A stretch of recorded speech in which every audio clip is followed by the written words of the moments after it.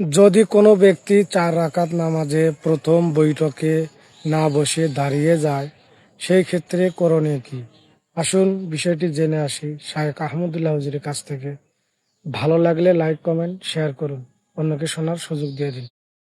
4 রাকাত নামাজের প্রথম বৈঠক অর্থাৎ দ্বিতীয় রাকাতের বৈঠকটা না করে কেউ ভুলে দাঁড়ায় গেল, এরকম যদি করে ফরজ নামাজে, তাহলে শেষে সেজদায়ে সাহু দিলেই হয়ে যাবে। যদি দাঁড়ায় গেছে তাহলে এখন আর উল্টা বসার দরকার আর নাই। আর যদি পুরোপুরি দাঁড়ায় নাই, মাত্র সেজদা থেকে ডাইরেক্ট উঠতে নিয়েছে, এর মধ্যে তার মনে পড়ে গেছে এখনো পুরোপুরি দাঁড়ায় নাই, বরং বসার দিকেই বেশি আছে, আধা আধি আছে, তাহলে সেই অবস্থায় বসে যাবে আর শেষে সেজদায়ে সাহু দিয়ে দিবে, তাতে তার নামাজ হয়ে যাবে।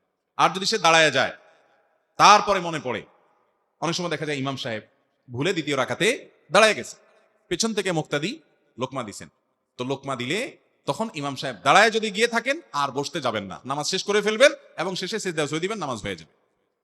কথা কি বুঝাতে পারছি?